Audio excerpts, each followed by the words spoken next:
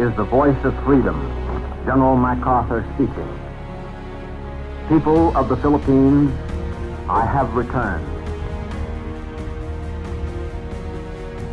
Naging importanteng bahagi ang Lingayen Gulf sa kasaysayan ng ikalawang digmaang pandaigdig sa Pilipinas. Isa kasi itong strategic location kung saan sa pamamagitan ng mga sasakyang pandagat ay mararating ang iba't ibang panig ng Hilagang Luzon. Kaya isa ito sa mga unang kinugkob ng Japanese forces noong 1941. Pero sa pagtutulungan ng US at Australian Allied Forces, higit 800 barkong pandigma na may abot 200,000 tropa ang lumusog sa tinaguriang Invasion of Lingayen Gulf noong January 6, 1945 para mabawi ito sa kamay ng mga Hapon. Sa proseso, madaming ari-arian at buhay ang nasira ng gera. Maging ang Provincial Capitol Building hindi nakaligtas. Pero sa madilim na yugtong ito ng ating kasaysayan, nagliwanag ang tapang, nangibabaw ang sakripisyo, at nabuhay ang kwento ng kabayanihan ng ating mga veterano ng ikalawang digmaang pandaigdig.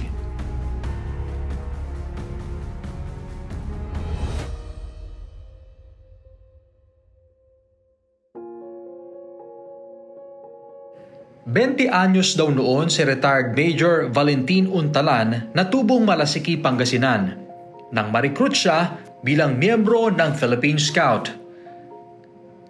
Bagamat mahina na ang pandinig at inubos na rin ang panahon ng kanyang lakas, sa edad na 106, ramdam pa ang sigasig sa pagkukwento ni Lolo Valentin. 1942, nang mapasabak daw sila sa gera sa Bataan laban sa mga Hapon. So, I went as far as Luzon, and then there was a caravan of soldiers going out of Bataan. So, I went out. When I reached the end, I'm outside the Bataan, and then there was a gun. So, there were those that were trying to escape. They put them in the corral. So, they put me inside, and then look around, turn around, and trying to find out where I could escape. Minomostra pa niya kung paano siya gumapang at nagtago sa mga sundalong Hapon sa bundok. Tiniis niyang hindi kumain ng 5 araw. Well, some guavas, papaya in the jungle. I could not climb the papaya, but I cut it with my machete, and then I ate as many as I could go, and the sun was sitting down. So I filled my haversack with papayas, and then I looked a place to sleep. I could not find one, so there was a foxhole, and it was not a deep foxhole. So I went into the foxhole, and then I didn't know what happened, but when I got up, the crows are crowing. So I said, "Oh, there are some houses here." Bitbit ang tapang at determinasyon, nalagpasan niya ang World War II. Dito napasok siya sa US Army para muling makipagsapalaran sa Korean at Vietnam Wars. Sa lahat ng mga giyera na kanyang nalagpasan, pinaguhugutan daw niya ng lakas ng loob ang pagmamahal sa bayan at pamilya. Kaya talagang proud ang kanyang mga anak, apo at pamilya na inspirasyon daw siya kung bakit sila naging matagumpay sa buhay. Sabi, magkaroon kayong mabuti, parang maganda kayong buhay. Education lang ang maibibigay ko sa inyo. Kung meron kayo education, may magandang opportunity kayo sa buhay. Pero nakamit namin yun.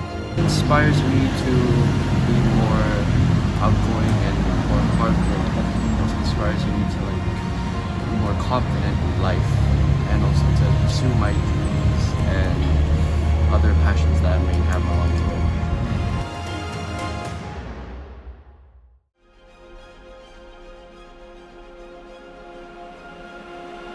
Hindi lang mga gerilya at sundalo ang nagpakita ng kabayanihan noong digmaan.